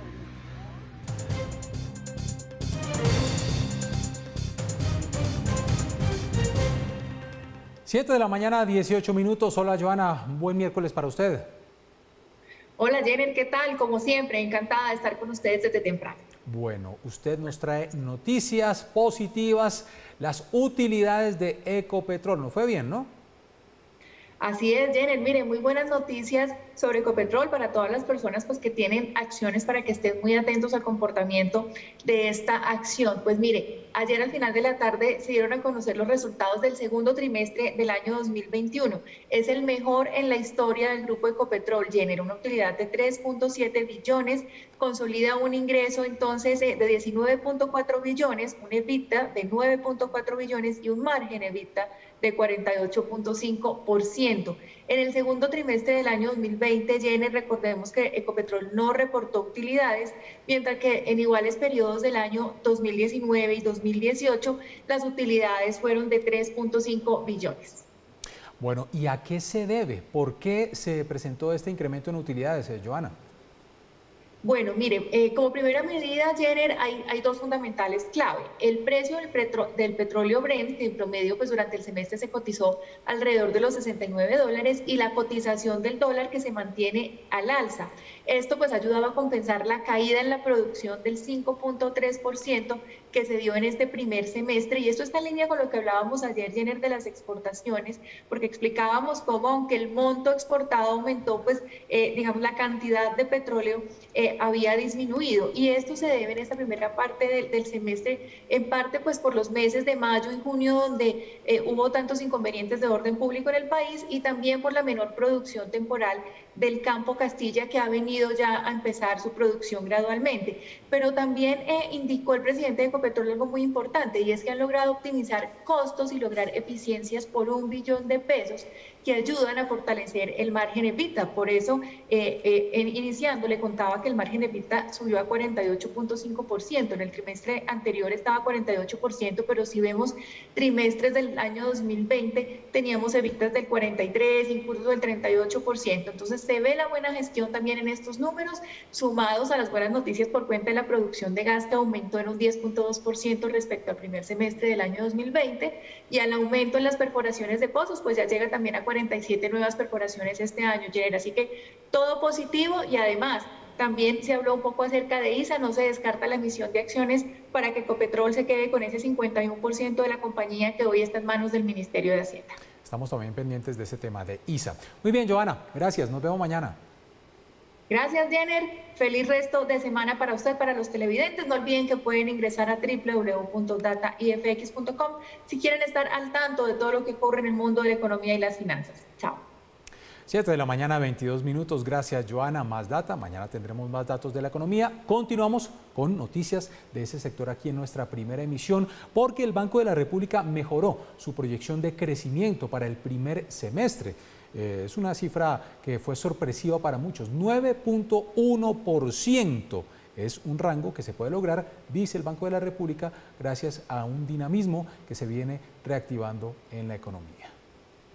En su informe Política Monetaria, el Banco de la República señala que a pesar de los fuertes choques negativos a la economía por el paro y los bloqueos que frenaron el desempeño al inicio de año, el crecimiento en el primer semestre rondará el 9,1%. Ese nivel supera la anterior proyección de 7,1% que se presentó en abril y se debe, según el banco emisor, a una economía más dinámica que se recupera antes de lo previsto. De acuerdo al equipo económico, si bien el país pasó por muchas dificultades, muchas de las cuales siguen presentes como la tercera ola del contagio del COVID-19, los bloqueos viales y las dificultades de orden público que generarán una caída en el segundo trimestre, el indicador de seguimiento de la economía del DANE de abril y mayo es muy superior al esperado. Se ha podido ver cómo sectores estratégicos como minas y petróleo se han dinamizado gracias al mejor precio del petróleo a nivel internacional. También sectores como la construcción y la manufactura han mostrado un dinamismo no visto hasta este momento. El informe indica que las nuevas cifras de actividad económica sectoriales sugieren que el impacto negativo de la pandemia sobre el producto se sigue moderando en un entorno de menores restricciones a la movilidad y de mayor avance en el ritmo de vacunación. Lo anterior no significa que no haya incertidumbre. Sin embargo, los técnicos del banco también aumentaron la proyección de crecimiento este año a un rango de entre 6 y 7,5%, lo que dependerá de la recuperación de la demanda externa, los niveles de precios de algunos productos básicos de exportación y la aceleración de la vacunación. Es importante aclarar que a nivel internacional y tanto a nivel local está la amenaza de una cuarta ola de COVID debido a la variante Delta, que puede llevar a más restricciones. Si esto se cumple, puede que haya una desaceleración de la economía, aunque no tan grave como se experimentó en las primeras cuarentenas que se vivieron. Se tiene en cuenta también que se ha aprobado una reforma tributaria como la que presentó el gobierno a discusión del Congreso de la República. En materia macroeconómica, el escenario se ve menos favorable a pesar de la mejora en los ingresos externos, por cuenta de los buenos precios de productos como el petróleo. Si hay un mayor crecimiento, también hay más posibilidades de generar empleo, uno de los cuellos de botella de la economía colombiana. 7 de la mañana, 24 minutos. Cambiamos de tema, estamos muy pendientes de la situación de los exmilitares colombianos detenidos en Haití, nuestros connacionales. Una comisión de la Defensoría del Pueblo viajó a verificar de primera mano cuál es la situación de estos detenidos. Señor Luis Andrés Fajardo, vicedefensor del Pueblo, gracias por estar en Redman Noticias. Buenos días, Jenner. Gracias a usted y a toda la teleaudiencia de Red Más Noticias. Tenemos entonces un informe de primera mano, lo que ustedes pudieron verificar sobre la situación de estos exmilitares detenidos en Haití. ¿Cuál es la situación de nuestros connacionales allá? Es una situación muy compleja. Nosotros estuvimos el día miércoles en la Dirección Central de la Policía Judicial en Haití, básicamente porque la Organización de Estados Americanos, OEA, influyó en las autoridades de Haití para que nos permitieran entrar. Y en esa visita estuvimos durante casi 4 horas con los 18 colombianos que iban pasando en grupos de 2 en 2. Cuando iban llegando nos dimos cuenta inicialmente de que estaban esposados, algunos de forma individual, otros estaban esposados en pareja. Nos contaron que habían estado en esa situación esposados durante las 24 horas del día desde el momento en el que llegaron. Claramente todos o buena parte de ellos habían sufrido golpes y heridas durante la captura. Hay que decir que especialmente difícil y violenta fue la captura de aquellos colombianos que trataron de refugiarse en la embajada de Taiwán en Haití. Fue violenta porque el director de la policía había dicho, abro comillas, hay que cazar a los mercenarios colombianos. Y eso hizo que la población se pusiera violentamente a perseguirlos. De manera que cuando los capturaron, pues hubo golpes, heridas, cortopunzantes. Cuando llegaron al centro de detención, según nos contaron, todos tuvieron atención médica. Lo que ha venido pasando es que después de eso, la atención médica se ha concentrado únicamente en aquellos que tienen las heridas más graves. Están en una celda de 6 metros por 2 metros, ahí están juntos los 18 colombianos, duermen apiñados uno tras otro. Junto a la celda hay un baño donde les han permitido bañarse diariamente y hacer sus necesidades, es una letrina. Esa letrina estuvo tapada por 3 días. Junto a ellos hay otra celda donde están los 2 haitianoamericanos. Durante todo el tiempo han sido interrogados, sin abogado, sin asistencia jurídica, en un idioma que no conocen, con una traductora que no es de ellos y que no tiene un control, digamos, por parte de un abogado. Pero lo más grave, durante todos esos días no ha habido ningún juez ni ningún procurador que haga el control judicial de la detención, tal como lo ordena el artículo 26 de la Constitución de ese país. Es decir, llevan más de 20 días detenidos sin tener acceso a un abogado. Sin tener acceso a un abogado, sin haber tenido contacto directo con la familia, sin poder tener un contacto claro con un asistente legal que les explique de qué se trata esto. Han sido interrogados sin asistencia de un defensor. Todo esto, además, en un país en el que no conocen el idioma y donde están acusados del más grave de los crímenes, que es haber matado al presidente. Claro, había algunas informaciones en el sentido de que ellos podrían haber sido torturados. ¿Ellos manifestaron algo al respecto? No, nosotros no recibimos una declaración en ese sentido. Claramente la situación en sí misma es violatoria de las reglas mínimas de detención de Naciones Unidas y claramente atenta contra, digamos, la integridad de estas personas. Es un trato cruel, inhumano y degradante tenerlos en una celda de esas características. En 20 y pico de días no han tenido contacto con la luz del sol. Digamos, claramente allí está por debajo de los estándares. Pero ninguno de ellos dijo que lo hubieran torturado, tampoco. Dentro de la visita que hicimos junto con un abogado de la Defensoría Pública, de la Defensoría del Pueblo y el representante del grupo de exteriores en el extranjero, pues tampoco vimos señales físicas de que estuvieran siendo torturados. Lo que sí vimos es que se estaban curando de las heridas y la gran mayoría de ellos dijo que habían sido golpeados durante la captura, ¿no? En sí misma esta situación es, digamos, una situación que afecta la salud física y la salud psicológica de las personas. Estar en esas condiciones, por supuesto, que no es acorde con la dignidad, pero no tuvimos una afirmación de que hubieran sido torturados durante el tiempo que estuvieran ahí. ¿Usted ha podido tener contacto o en el informe que presentaron o estando allá, tuvieron contacto con las autoridades de Haití en el sentido de que después de 21, 22 días de estar detenidos, no tener acceso a un abogado, a un juez o a un procurador, cuando lo que entiendo es que la ley, la Constitución en Haití dice otra cosa? Sí, claro, por supuesto. El día que nosotros llegamos como Defensoría del Pueblo, lo primero que hicimos fue reunirnos con el protector del ciudadano, que es el homólogo del protector del pueblo en Colombia. Y le preguntamos por eso, porque sabíamos que no habían tenido atención judicial y teníamos la duda de si esto había tenido ya el control por parte de un juez. Y él nos dijo, palabras más, palabras menos, que, por ejemplo, lo de la asistencia judicial es una ley, pero que se está implementando despacio, que el tema del control por un juez es algo que está en la Constitución, pero que no siempre se cumple tan rigurosamente, que lo importante es que después, cuando la acusación llegue al juez, entonces se va a controlar. Eso es bien extraño porque en realidad, digamos, las normas son muy claras, pero lo que me dio a entender, digamos, el concepto que nosotros obtuvimos allí, hablando con el defensor, hablando luego con el comisario de policía bajo quien está la guarda de estas personas, pero hablando también con abogados penalistas en terreno, abogados penalistas haitianos, es que esto no se trata de un caso excepcional, donde estén discriminando a los colombianos y negándoles la justicia a los colombianos. Es que hay una falencia sistemática del sistema judicial en Haití, que de hecho así está en el informe que hizo la Comisión Interamericana sobre el sistema de justicia en Haití, del cual, por supuesto, el defensor del pueblo de ese territorio había dado informe. Es decir, parece que es lo regular. Allá hay una diferencia entre las normas legales y los usos legales, siendo los usos, es decir, las prácticas comunes lo que más impera. Claro. Y parece que no es normal, entre comillas, es regular por lo menos, que no haya control judicial, porque el sistema no funciona bien. Claro. ¿Cómo exigir garantías? ¿Cuál es el paso a seguir para exigir las garantías de derechos humanos de nuestros connacionales detenidos en Haití? Yo creo que eso es clave. Nosotros, en la visita que hicimos y en las conversaciones con autoridades les decíamos, mire, este es un caso especial, en el que especialmente es importante que se respeten las garantías del debido proceso y se garantice la vida y la integridad de estas personas. Porque aquí se están jugando la verdad sobre un hecho tremendo, que es la muerte de un presidente de la República. Y la única manera de garantizarlo para el bien del pueblo haitiano y que se sepa la verdad para el pueblo haitiano es que a estos señores se les respete el debido proceso. Por eso nosotros acudimos a la Organización de Estados Americanos.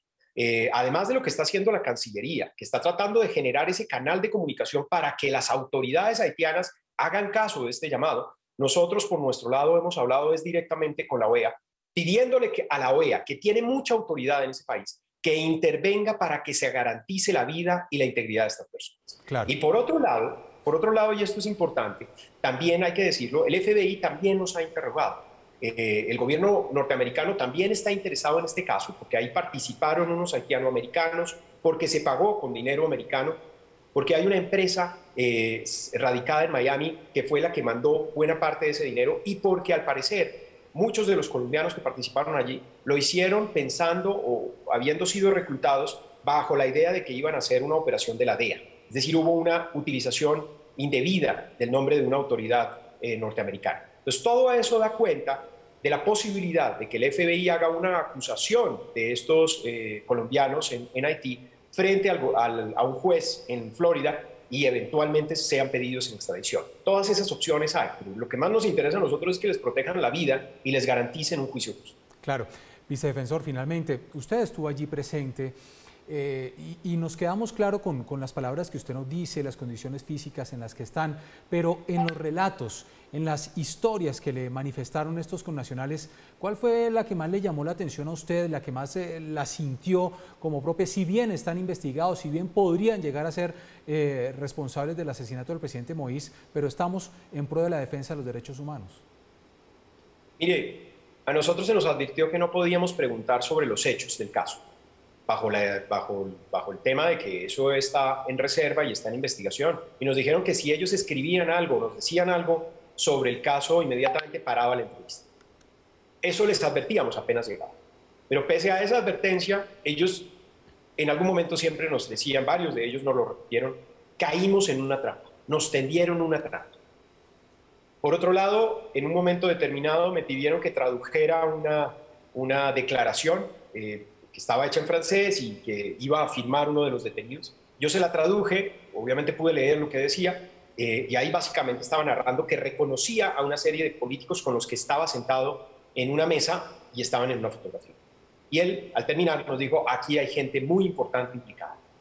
Por supuesto, están nerviosos, están muy asustados, porque saben que hay muchos intereses en juego. En esa situación, sí, en la que hay estos intereses por ocultar la verdad y otros intereses mayoritarios, porque se sepa, ahí en el medio están estos señores detenidos en un país que no conocen, en un idioma que no conocen y en un sistema judicial que claramente ha sido reconocido como con múltiples falencias. Es el vicedefensor del pueblo, Luis Andrés Fajardo, a quien le agradecemos estar acá en Redman Noticias. Vicedefensor, realmente preocupante la situación de nuestros connacionales. Esperamos que esto salga de la mejor manera. Gracias por atendernos. Gracias a usted. Seguiremos trabajando en este caso y en todos los derechos de nuestros connacionales. Así se siente tu cabeza con esos fuertes dolores como la migraña. Y así de rápido se eliminan con Ibuflash Migran. Ibuflash, alivio potente para tu cabeza en un flash. NK, medicamentos totalmente confiables. 7 de la mañana, 38 minutos. Vamos a hablar de vacunación, que sigue avanzando. Sin embargo, hay quejas de que las personas no están asistiendo a los puestos de vacunación, a inmunizarse, sobre todo en algunos grupos poblacionales. Aquí tuvimos al viceministro de Salud llamando la atención. El grupo etario de 50 años, de 50 a 59 años, todavía falta un buen porcentaje. Poco a poco vamos con los jóvenes, pero no se ha cumplido. ¿Qué se puede hacer al respecto? Desde algunos sectores han planteado la vacunación obligatoria. Otros han dicho de pronto tener algunas motivaciones, algunos incentivos o algunas restricciones para que las personas vayan a vacunarse. ¿Qué tan posible o no puede hacerse eso en nuestro país? Luisa Fernanda García es doctora en Derecho de la Universidad de Montpellier, profesora de carrera en la Universidad del Rosario, integrante del Grupo de Investigación en Derecho Privado de la Facultad de Jurisprudencia de esta misma universidad y es directora de la especialización en Derecho Constitucional. Doctora García, bienvenida a Redman Noticias. Buenos días, Janet. Buenos días. ¿Cómo está a toda la audiencia? Y buenos días a todos. ¿Constitucionalmente me pueden obligar a vacunar?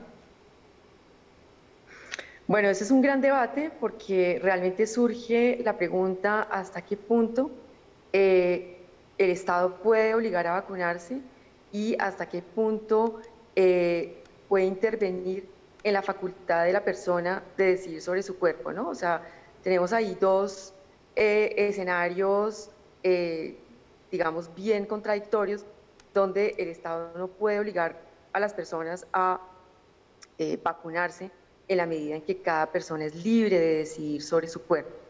Entonces, aquí tenemos, digamos, un contexto bien complicado, donde estamos en una situación de pandemia y un virus que se propaga fácilmente, un virus que hemos venido, digamos, comprobando que se puede frenar y que se puede restringir su alcance letal a través de la vacunación, y en ese entendido, ¿cómo hacer para que las personas se vacunen? Es uno de los grandes desafíos que tiene el Estado el día de hoy. Sí. Yo creería que, digamos, el Estado podría crear unos incentivos o una serie de incentivos y sobre todo una política de persuasión para que la gente realmente tenga unas razones válidas y unas razones científicas por qué no se vacuna. Cuáles son, digamos, hasta qué punto las personas conocen el alcance de no vacunarse y que ese no vacunarse implica, tiene unos efectos sobre terceros y sobre la población en general. Porque el hecho de que yo no me vacune no quiere decir que yo, digamos, implica que el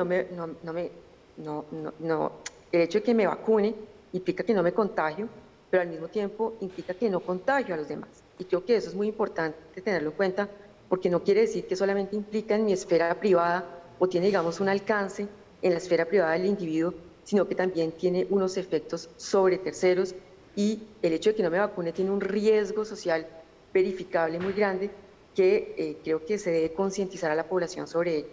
Claro, pero entonces esa libertad individual que por supuesto todos la tenemos, ¿hasta dónde llega para no afectar el bien general? ¿Y eso cómo se aplicaría en nuestra Constitución? Porque es que muchos siguen llamando la atención, dicen, debería ser obligatoria la vacuna, debería ser obligatoria la vacuna. Otros dicen, no porque se está rompiendo la libertad individual, pero ¿hasta qué punto?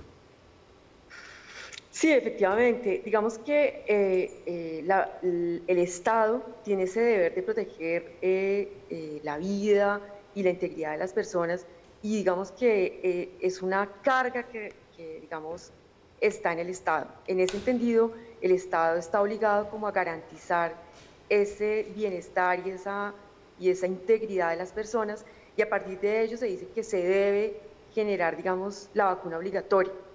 Entonces, el Estado lo que podría hacer, obviamente él no puede obligar a las personas físicamente a obligarse y vacunar a cada persona bajo la fuerza o la coacción, porque eso sí sería violatorio de la Constitución, pero sí podría crear una serie de incentivos para que las personas se vacunen, para que tengan una conciencia de lo que implica el no vacunarse, no solamente desde la órbita individual o desde la perspectiva, digamos, personal, pero también colectiva.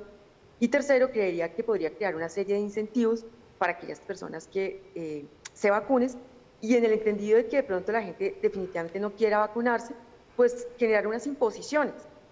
Por ejemplo, hemos visto que en países como Francia se han creado, digamos, ese pasaporte sanitario que obliga a las personas, digamos, mostrar su vacunación contra el COVID-19 y si no, mostrar un test PCR negativo que muestre que pues efectivamente no es portadora del virus. Entonces creía que podría ser, digamos, esta es una de las medidas, unos test semanales donde las personas que no se vacunen pues tendrían que estar, digamos, sometidas a una prueba semanal para mostrar en los escenarios donde se desenvuelven o en escenarios colectivos la prueba PCR negativa. Sí, doctora, ¿un privado puede tomar alguna medida restrictiva? Es decir, dueño de un restaurante, por poner un ejemplo, dice, a mi restaurante no entran las personas que no estén vacunadas. ¿Eso se puede hacer en Colombia? Pues digamos desde la perspectiva privada, obviamente cada quien es libre de decidir desde su propio ámbito lo que se puede hacer, por ejemplo, en su establecimiento de comercio. Sería una medida absolutamente discriminatoria, pero lo podría hacer bajo el entendido de que a mi restaurante entrarían las personas que tienen o la vacuna o un test PCR negativo. Eso se podría hacer. Creo que es mucho más complicado desde la perspectiva del ámbito o en el ámbito público. Es decir, el Estado imponer ese tipo de restricciones sería un poquito más complicado porque ahí sí estaríamos generando unos escenarios de discriminación que obviamente estarían violando la Constitución. Entonces yo creería que el mayor incentivo sería una política de persuasión, de concientizar a la población, efectivamente haciéndolos caer en cuenta de que el alcance de que no me vacune no es simplemente un alcance, digamos, de tipo personal y no hace, digamos, solamente referencia a mi esfera personal, sino que tiene unas implicaciones grandes y desde el punto de vista colectivo, pues estoy generando un riesgo social que es absolutamente verificable y que estoy poniendo en riesgo las demás personas. Pues ahí está, persuasión, ser conscientes de que nos debemos vacunar. Nos dice la doctora García que la vacuna no sea obligatoria, no es constitucional. El debate continúa abierto. Doctora Luisa Fernanda García, gracias por atendernos. Muchas gracias y feliz día para todos.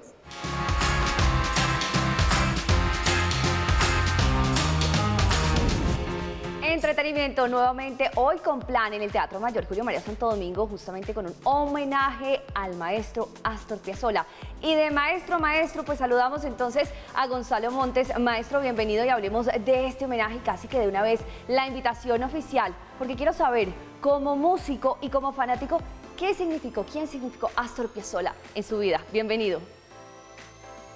Hola, muchas gracias. Pues sí, hoy es un homenaje al que he denominado eternamente Piazzolla. Piazzolla es un referente en el tango, en el jazz, incluso en la música clásica. Es un compositor al cual le tengo muchísimo cariño y muchísimo aprecio, el cual he interpretado en infinidad de ocasiones. Y esta ocasión, en medio de esta crisis brutal, hacerlo en Bogotá pues es más emocionante todavía, para también poder hacer un homenaje a aquellos que se fueron y que esta maldita pandemia nos ha arrebatado.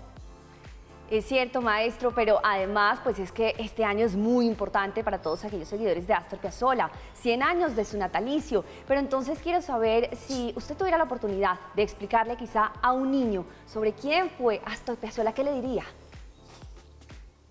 Pues básicamente que las adversidades se pueden superar, porque Astor Piazzolla fue atacado, vituperiado, calificado hasta de asesino del tango, amenazado de muerte, y superó todas esas adversidades y todos esos contratiempos a través no del dialecto fácil ni de la reivindicación o revolución fácil, sino a través de su música.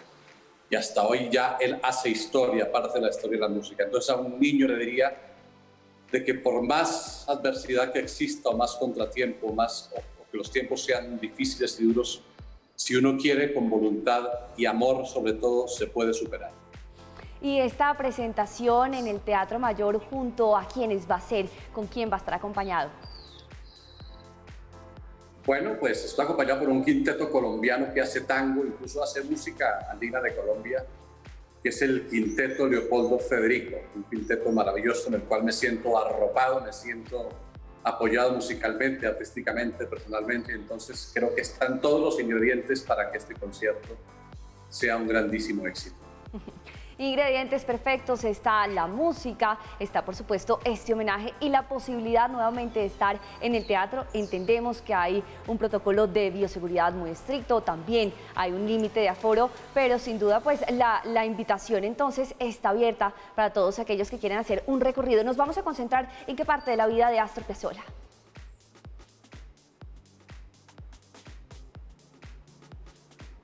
Perdón, no entendí la pregunta, Sí, el repertorio de esta noche, ¿en qué parte de la vida de Astor Piazzolla se va a concentrar? Bueno, hay una canción muy particular que se llama Moriré en Buenos Aires, que parecía ser una canción profética, ¿no? Piazzolla vivió mucho tiempo fuera de Argentina y cuando le pilla esta enfermedad cerebral, esta ictus que le da, vuelve a la Argentina con todos los avatares y adversidades y la canción dice moriré en Buenos Aires, será de madrugada y así empieza la canción y Piazzolla murió pues prácticamente de madrugada, murió en su ciudad y pues aparte de otra canción, por ejemplo, las más famosas que es Chiquilín de Bachín, que es Piazzolla conoció por ejemplo a Gardel en Manhattan y era un niño, ¿no? Y a él le gustaba mucho la calle también y empezó a tener ese acercamiento al tango. Sí. Pero es un hombre, digamos, nace, no digo que en la calle, pero él viene de la calle porque recorría Manhattan y Nueva York, todos los sitios donde se escuchaba jazz, ya siendo pues un niño prácticamente. Entonces, más o menos son canciones biográficas que él no intentó. Horacio Ferrer, que era su escritor estrella, nunca pretendió hablar de sí mismo, pero pareciera que fueran escritas a manera biográfica. Pues maestro, gracias por acompañarnos. Entonces tenemos Plan Eternamente Piazzolla en el Teatro Mayor Julio Mario Santo Domingo Sella, en el que a usted también le gusta mucho, así que buena posibilidad para disfrutar nuevamente del entretenimiento. Gracias. Claro que sí, buen plan, Paola, entonces para esta noche, centenario de nacimiento de uno de los grandes, el señor Astor Piazzolla, Gonzalo Montes, con el quinteto Leopoldo Federico para escuchar, por supuesto, no solamente la música instrumental que hizo, y bastante, sino también las canciones, los tangos que musicalizó con letras de grandes poetas. Así llegamos al final de esta primera emisión de Red Más Noticias. Ya lo saben, la cita es al mediodía, donde continuaremos hablando de muchas informaciones y desafortunadamente del hecho lamentable que, repetimos, rechazamos de forma vehemente lo que sucedió anoche en el estadio El Campín. Hasta entonces.